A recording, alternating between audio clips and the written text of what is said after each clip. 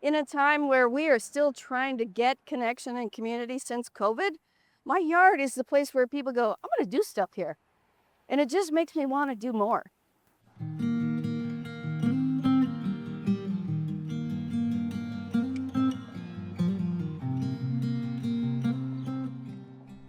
Along Main Street in Waunakee, Wisconsin, there's a tree that listens. It is like a centerpiece of the main street. It's the prettiest tree in the spring when it blooms. And every spring, this tree blooms twice, once in flowers and once in hope. This isn't just a pear tree.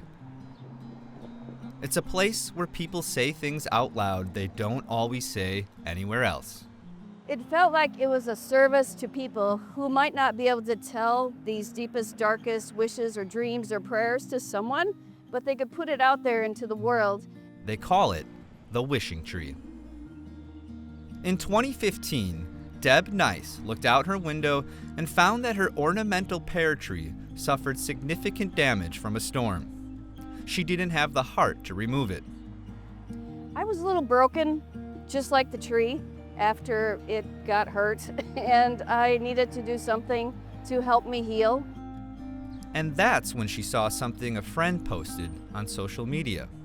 I waited a couple days and I felt like the universe will show me something, and it did. On Facebook, I had a peripheral friend who was in Budapest. She posted the coolest thing in this bar in Budapest, and it was a wishing tree, and it had been started by Yoko Ono, and people brought their wishes and put it on the tree.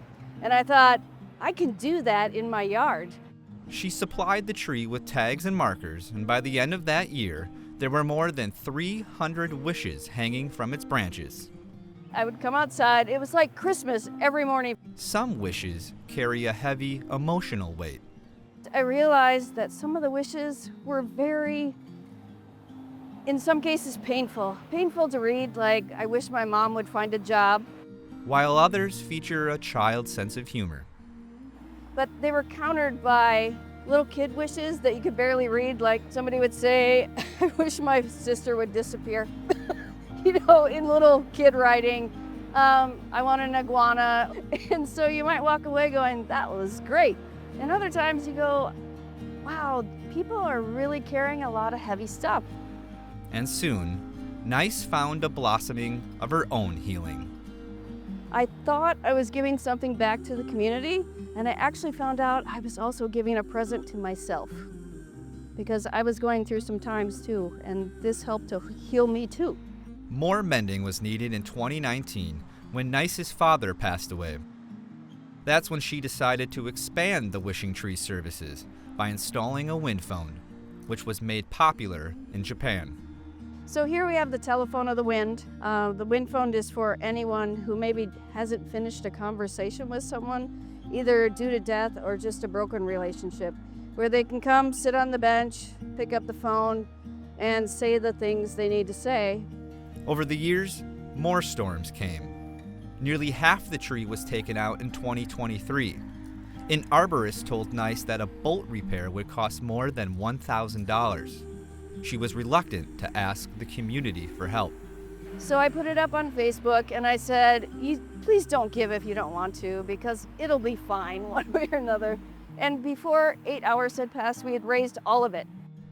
And then this spring, 2 nights before our camera crew arrived, another main branch was taken out by a storm. I'm always afraid now to look out the window. I was crying a little because I said, is this the time we cut down the tree now? And then people drove by and they sent me messages saying, oh man, Deb, I saw the tree. I saw you lost a branch again. It's like, what are you gonna do? Once again, the community stepped up. People gathered at Peace Lutheran Church for a wish-making party so that even though there was less real estate on the tree, it would not be lacking in wishes. Yes, it just keeps coming back. The wishing tree itself may be waning, but the waxing of wishes this season brings assured meaning to that old adage, hope springs eternal. I love spring. It is all about rebirth and renewal. And every time something happens with this tree, weather related, I die a little inside, but I also grow again because it just keeps coming back, and it seems like a metaphor for life. You just have to keep going, and this tree does.